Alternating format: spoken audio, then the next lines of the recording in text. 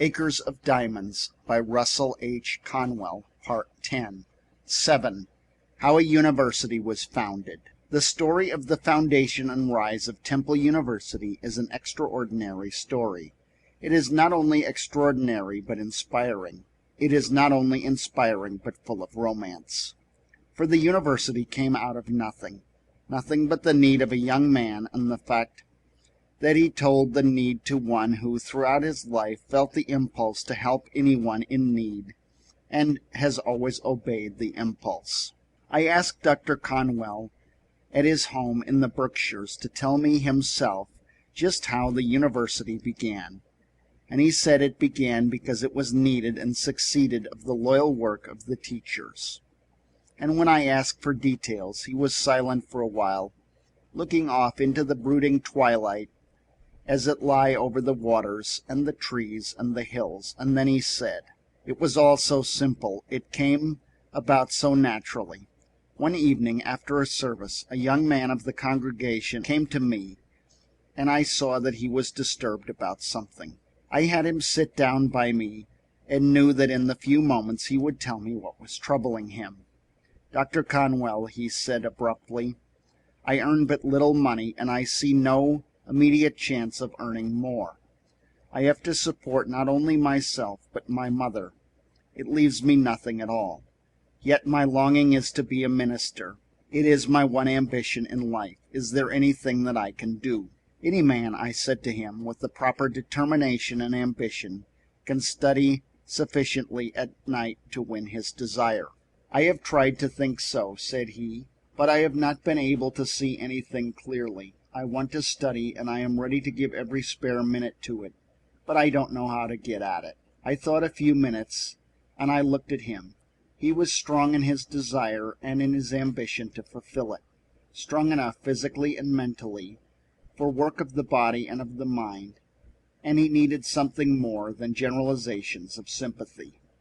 "Come to me one evening a week and I will begin teaching you myself," I said, "and at least you will in that way make a beginning."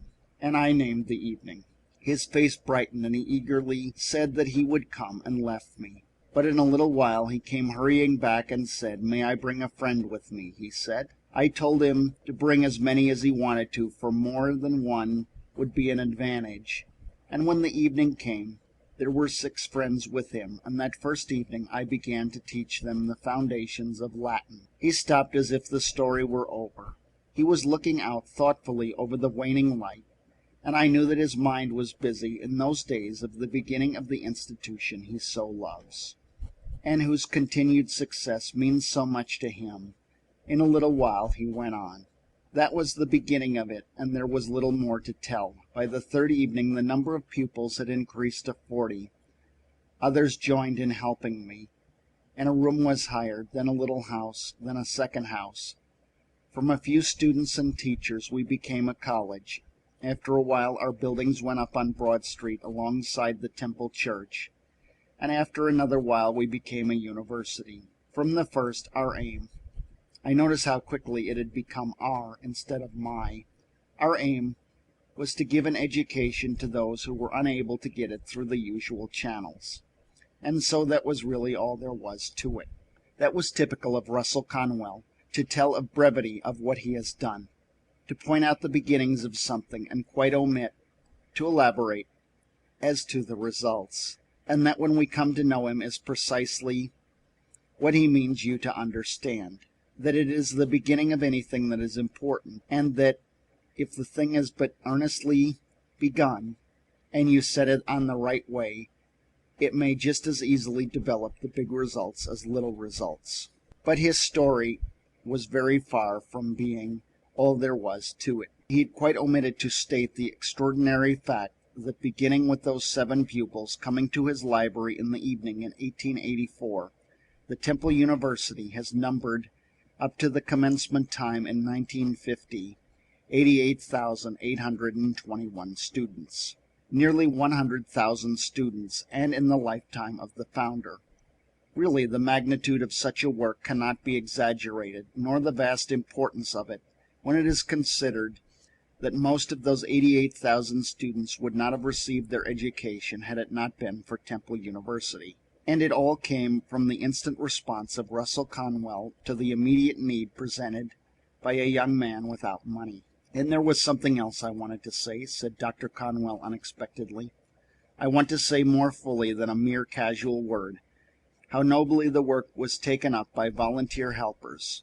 Professors from the University of Pennsylvania and teachers from the public schools and other local institutions gave freely of what time they could until the new venture was firmly on its way. I honor those who came so devotedly to help, and it should be remembered that in those early days the need was even greater than it would now appear, for there were no night schools or manual training schools.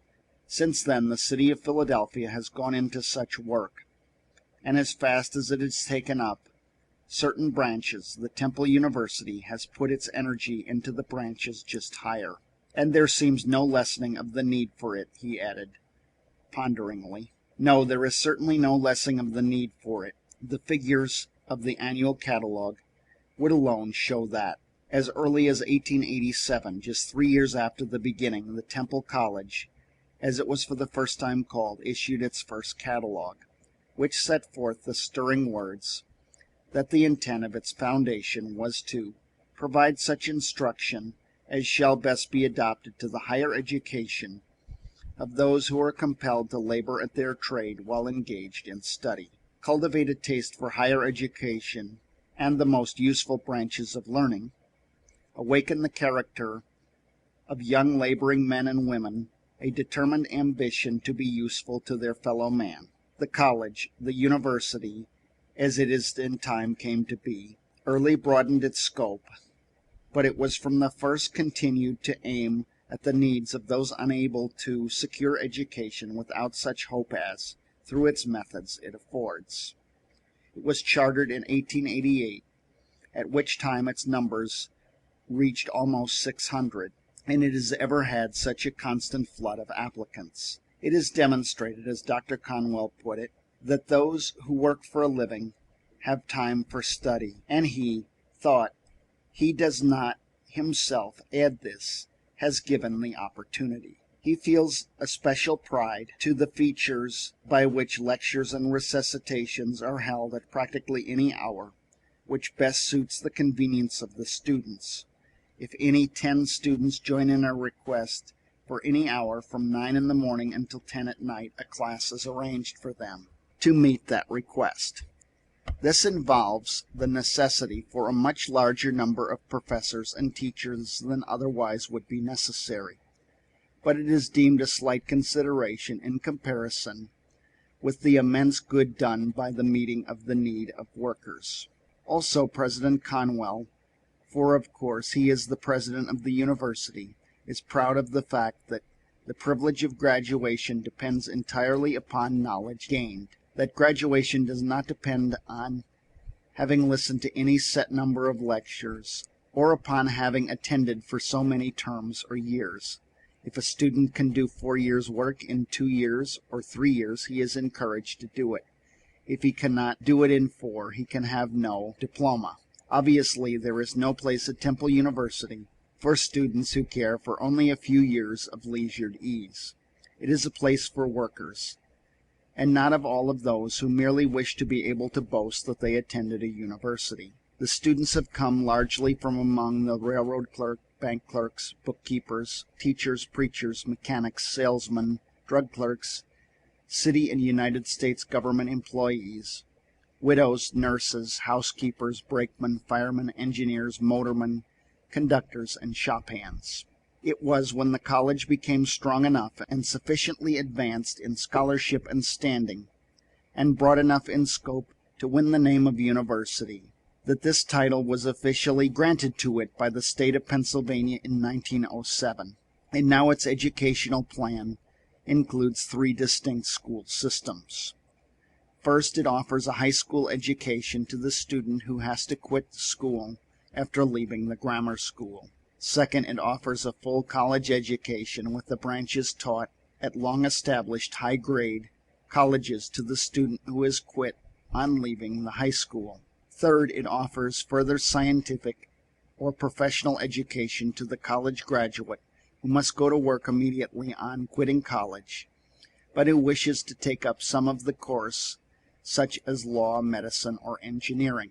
Out of last year's enrollment of 3,654, it is interesting to notice that the law claimed 141, theology 182, medicine, pharmacy, and dentistry combined 357, civil engineering 37. Also, that the Teachers College with normal courses on such subjects as household arts and science, kindergarten work, and physical education took 174. And still more interesting in a way to see that 269 students were enrolled for the technical and vocational courses, such as cooking and dressmaking, millinery, manual crafts, school gardening, and storytelling. There were 511 in high school work and 243 in elementary education.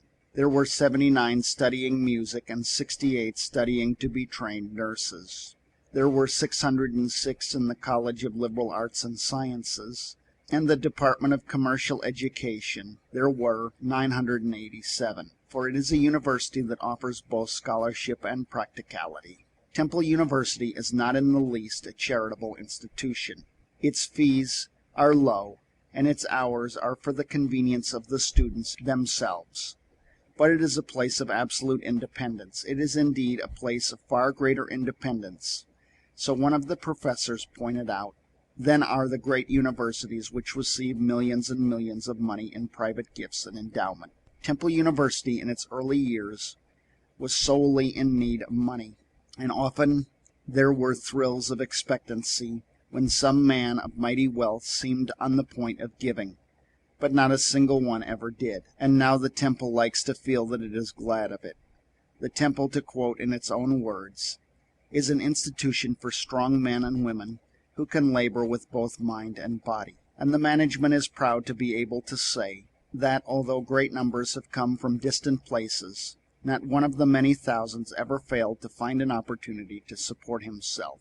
Even in the early days, when money was needed for the necessary buildings, the buildings of which Conwell dreamed and left the second-story doors in his church, the university, college as it was then called, had won devotion from those who knew that it was a place where neither time nor money was wasted, and where idleness was a crime, and in the donations for the work were many such items as $400 from factory workers who gave 50 cents each, or $2,000 from policemen who gave $1 each.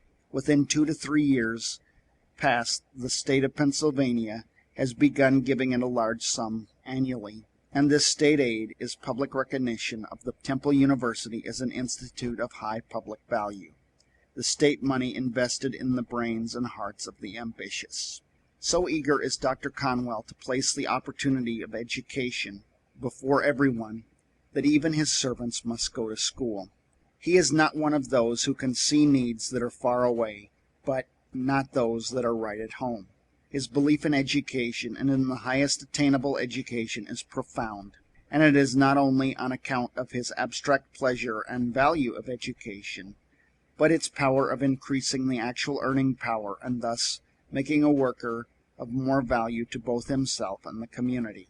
Many a man and women, while continuing to work for some firm or factory, has taken Temple technical courses and thus fitted himself or herself for the advanced position with the same employer. The Temple has known of many such who have won prominent advancement, and it knows of teachers, while continuing to teach, have fitted themselves through the Temple courses for professorships, and it knows of many a case of the rise of the Temple student that reads like an Arabian Nights fancy, of advance from bookkeeper to editor, from office boy to bank president, from kitchen maid to school principal, from street cleaner to mayor. The Temple University helps them that helps themselves.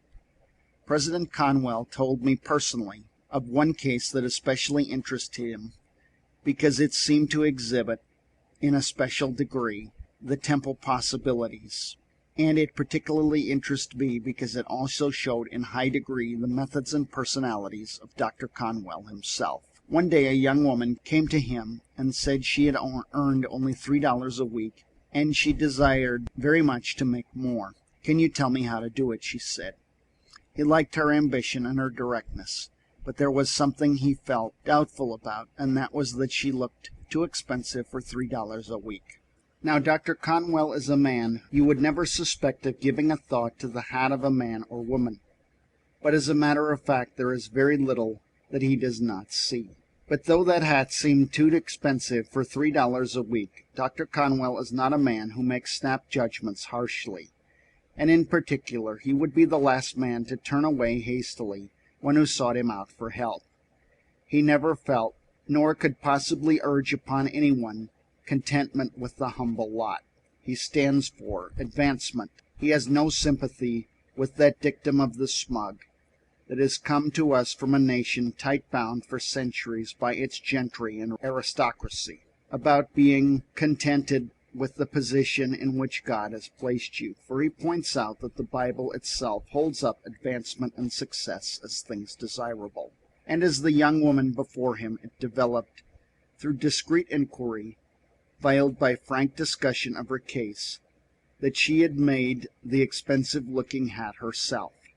Whereupon not only did all of the doubtfulness and hesitation vanish, but he saw at once that she could better herself. He knew that a woman who could make a hat like that herself could make hats for other people, and so go into millinery as a business, he advised. "Oh, if only I could," she exclaimed. "But I know that I don't know enough." "Take the millinery course in Temple University," he responded. She had not even heard of such a course, and when he went on to explain that she could take it and at the same time continue at her present work until the course was concluded, she was positively ecstatic. It was all so unexpected, this opening of the view of a new and broader life. She was an unusual woman, concluded Dr. Conwell, and she worked with enthusiasm and tirelessness. She graduated, went to an upstate city that seemed to offer a good field, opened a millinery establishment there, and with her own name above the door, became prestigious. It was only a few years ago, and recently I had a letter from her telling me last year she netted a clear profit of $3,600. I remember a man himself of distinguished position saying of Dr. Conwell, it was difficult to speak in tempered language of what he has achieved, and that just expresses it. The temptation is to consistently use superlatives, for superlatives fit. And of course he has succeeded for himself, and succeeded marvelly, in his rise from the Rocky Hill farm. But he has done so vastly more than inspiring such hosts of others to succeed. A dreamer of dreams, a seer of visions, and what realizations have come. And it interested me profoundly not long ago when Dr. Conwell, talking of the university, unexpectedly remarked that he would like to see such institutions scattered throughout every state in the Union. He carried on at slight expense to the students and at ours to suit all sorts of working men and women. He added after a pause, and then abruptly, "I should like to see the possibility of higher education offered to everyone in the United States who works for a living." There was something superb in this very imagining of such a nationwide system, but I did not ask whether or not he had planned any details of such an effort. I knew that thus far it might only be one of his dreams, but I also knew that his dreams had a way of becoming realities. I had a fleeting glimpse of his soaring vision. It was amazing to find a man of more than 70 thus dreaming of more worlds to conquer. And I thought, what could the world have accomplished if Methuselah had been a Conwell, or far better, what wonders what could have been accomplished if Conwell could have been a Methuselah. He has all his life been a great traveler. He is a man who sees vividly and who can describe vividly, yet often his letters, even from places of the most profound interest, are mostly concerned with affairs back home. It is not that he does not feel intensely the interest of what he is visiting, but that his tremendous earnestness keeps him always concerned about his work at home. There could be no stronger example than what I noticed in the letter he wrote from Jerusalem. I am in Jerusalem, and here at Gethsemane, and at the tomb of Christ.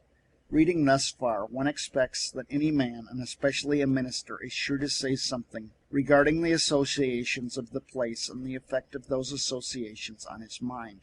But Conwell is always the man who is different. And here at Gethsemane and at the tomb of Christ, I pray especially for the Temple University. That is Conwellian. That he founded a hospital, a work in itself great enough for even a great life, but it is among the most striking incidents of his career. And it came about through perfect naturalness, for he came to know through his pastoral work and through his growing acquaintance with the needs of the city that there was a vast amount of suffering and wretchedness and anguish because of the inability of the existing hospitals to care for all who needed care. There was so much sickness and suffering to be alleviated.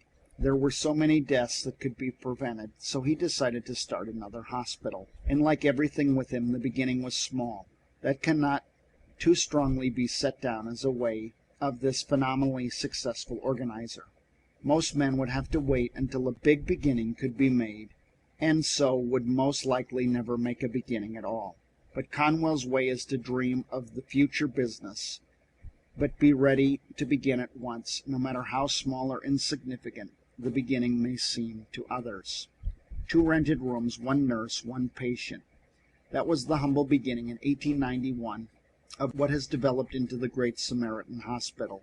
In a year, there was an entire house fitted up with wards and operating room. Now it occupies several buildings, including and adjoining the first one, and a great new structure is planned. But even if it is, it has 170 beds, is fitted with all modern hospital appliances, and has a large staff of physicians, and the number of surgical operations performed there is very large. It is open to sufferers of any race or creed, and the poor are never refused admission, the rule being that treatment is free for those who cannot pay, but that such as can afford it shall pay according to their means. And the hospital has a kindly feature that endears it to patients and their relatives alike, and that is that, by Dr. Conwell's personal order, that it is not only the usual weekday hours for visiting, but also 1 evening a week and 1 Sunday afternoon.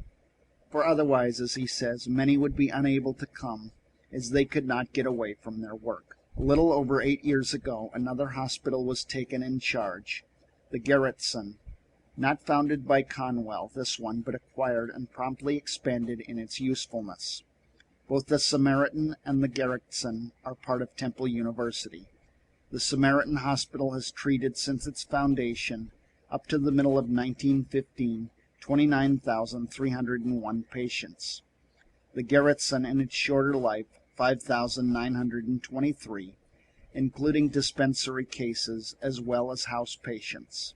The 2 hospitals alone, under the headship of President Conwell, have handled over 400,000 cases. How Conwell can possibly meet the multifarious designs upon his time is in itself a miracle.